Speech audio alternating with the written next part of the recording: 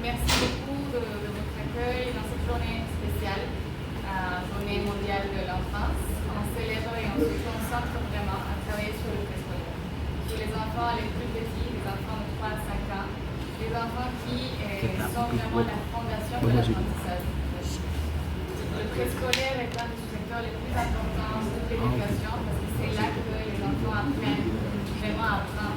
Ils apprennent à devenir élèves, ils apprennent à aimer l'apprentissage.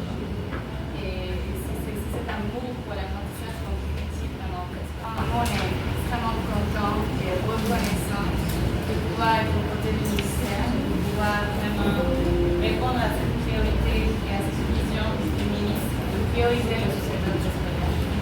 Depuis la conférence nationale sur le préscolaire en septembre 2024, nous avons vraiment travaillé de côté avec le ministère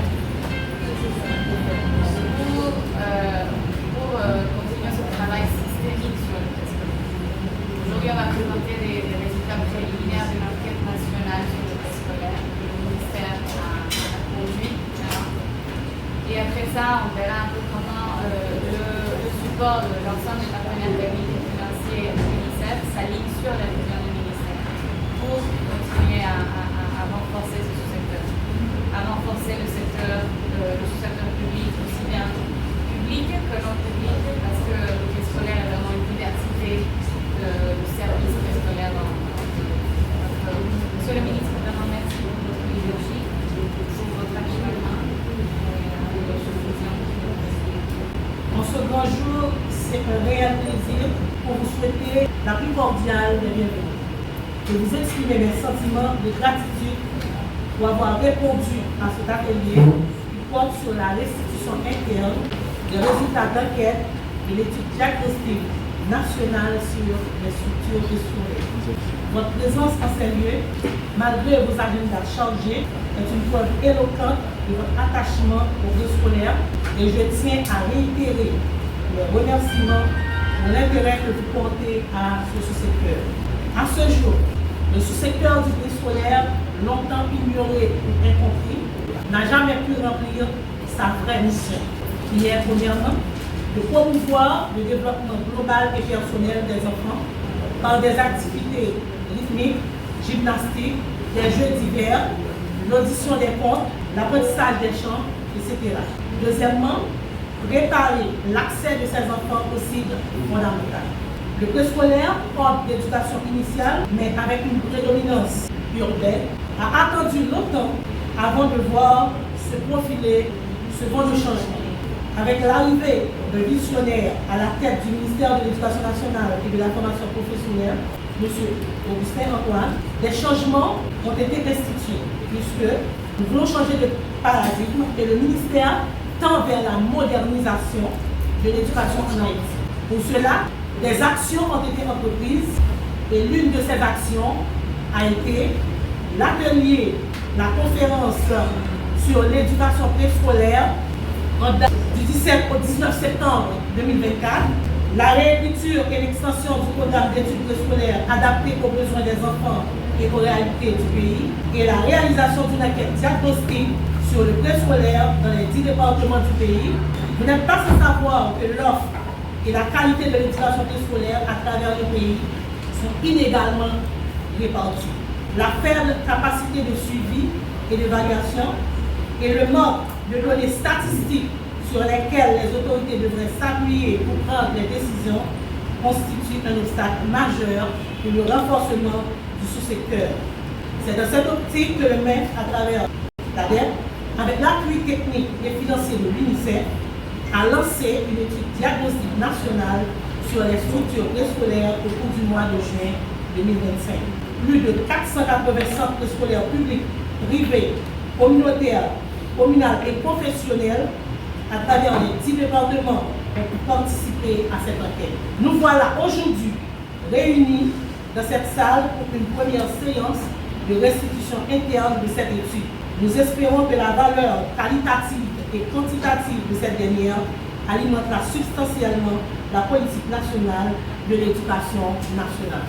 Je voudrais également profiter de l'occasion pour attirer votre attention sur les résultats de l'enquête qui seront bientôt présentés par le professeur Alain Mega, Et je sais que par vos questions, vos commentaires et vos propositions, vous allez contribuer à enrichir ce rapport d'enquête. De plus, vous savez mieux que moi, il y a le temps de la réflexion, le temps des propositions et le temps de l'action.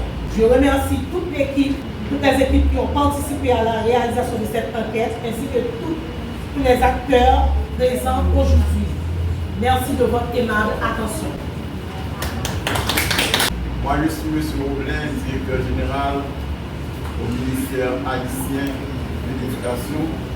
La tâche qui m'est dévolue ce matin, c'est d'accompagner le ministre de l'Éducation et pour l'ouverture de l'atelier portant sur des études diagnostiques sur ce secteur préscolaire. Je profite de cette tribune qui m'est offerte en ce moment pour remercier le ministre de l'Éducation pour son favoritisme en ce qui a trait à la petite enfance, particulièrement la seconde enfance, intéressant beaucoup de chefs de préscolaire. Aujourd'hui, on sait déjà, c'est la journée internationale de l'enfance et que le ministre va intervenir sur cette thématique. En prenant la parole ce matin, je pensais à de grands pédagogues qui ont marqué le préscolaire, que ce soit Piaget, que ce soit Pestalozzi, que ce soit Maria Montessori, que ce soit notre compatriote Jacqueline Turian. Et il faut dire que dans toutes ces assises internationales qui se sont tenues au niveau mondial, il y a une constante. C'est du berceau à la tombe. Il faut que l'État investisse aussi au niveau de la petite enfance. C'est peut-être de ça que nous sommes au niveau du ministère de l'Éducation. Lorsque nous faisons la photo du secteur, nous intéressons de la petite enfance au marché du travail, en passant par l'enseignement technique professionnel et l'enseignement universitaire qui déverse des outputs pour le marché. Nous travaillons quand même afin que la formation de ces gens-là soit en concurrence avec les besoins du marché du travail et avec les attentes du pays. Évidemment, il faut dire qu'au niveau du pays, c'est que l'accès au préscolaire est vraiment faible.